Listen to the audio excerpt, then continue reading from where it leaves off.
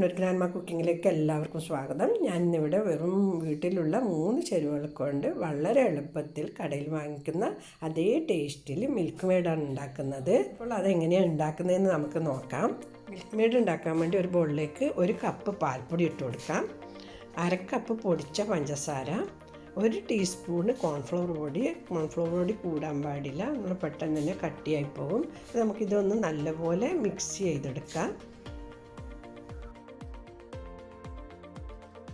ഇതിലേക്ക് 1/2 കപ്പ് വെള്ളം ഒഴിച്ചിട്ട് കട്ടയൊന്നും കൂടാതെ കലക്കിയെടുക്കുക.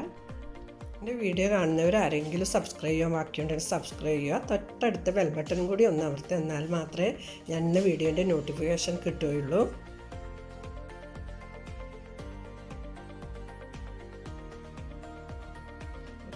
കട്ടയൊന്നും ഇല്ലാതെ ഞാൻ കലക്കി എടുത്തിട്ടുണ്ട്. ഇനി ഇതൊരു നോൺ സ്റ്റിക്കിൻ്റെ പാത്രം എടുത്തിട്ട് അതിലേക്ക് ഒഴിച്ചു കൊടുക്കുക.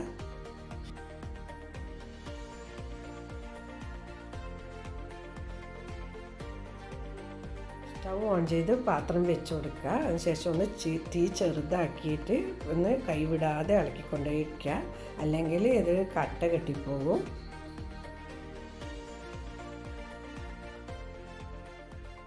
ഒരു പായസം അല്ലെങ്കിൽ സ്വീറ്റ്സ് എന്തെങ്കിലും ഉണ്ടാക്കുമ്പോൾ മിൽക്ക് മെയ്ഡ് വീട്ടിലില്ലെങ്കിൽ വെറും കുറച്ച് പാൽപ്പൊടി വീട്ടിലിരിക്കുന്ന ചെറിയൊരളവിൽ നമുക്ക് പെട്ടെന്ന് തന്നെ മിൽക്ക് മെയ്ഡ് ഉണ്ടാക്കിയെടുക്കാൻ പറ്റും.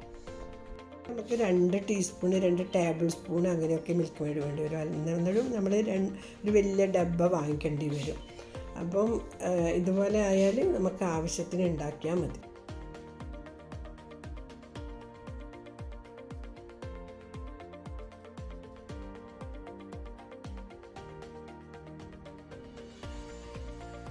മെയ്ഡ് കുറുകി വന്നിട്ടുണ്ട്. ഇനി സ്റ്റൗ ഓഫ് ചെയ്യാം.